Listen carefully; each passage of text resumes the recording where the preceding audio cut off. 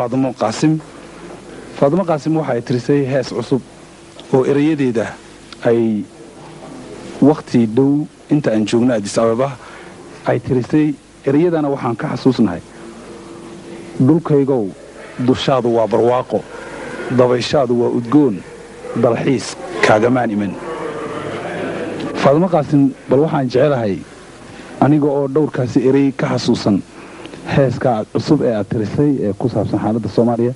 bal inaad erayadaasi wixii kale ee la socdaa heeskii bal aad tirisay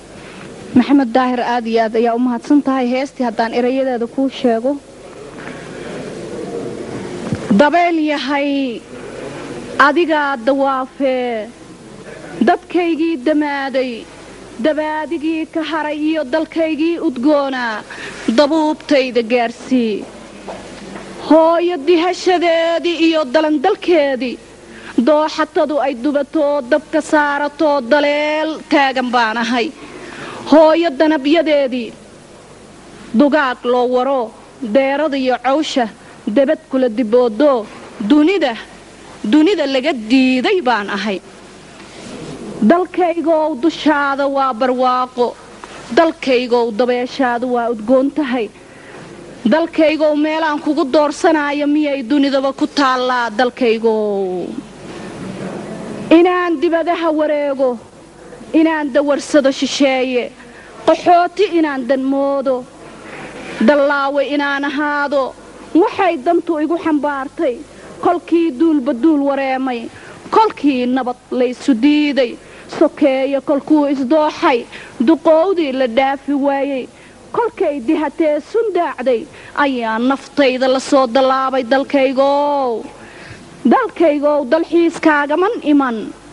ee meelaan kugu doorsanaya miyay dunidaba ku taallaa dalkaygow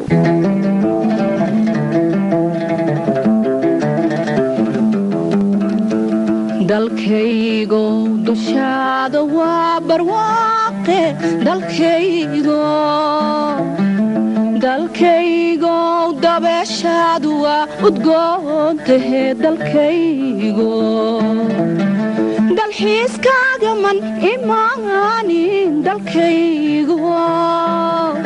meelaan kugu doorsanaya miyay dunidaba ku taala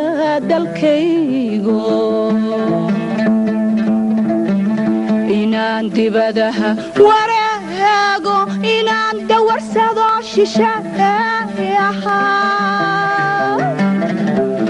dallaawe inaan ahaado qaxooti inaan danmoodo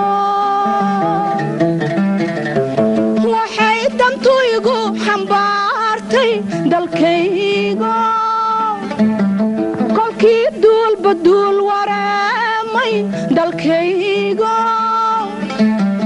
kolkii nabad laysu diiday dalkaygo sokeeyo kolkuu isdooxay dalkaygo duqowdii la dhaafi waayay dalkaygo kolkay dihatee sundaacday ayaa nafta la soo dallaabay dalkaygo dushaadu waa barwaaqe dalkaygo dabeeshaadu waa udgoontahe dalkaygo dalxiiskaagaman imaanin dalkaygo meelaan kugu doorsanaya miyay dunidaba ku taala dalkaygo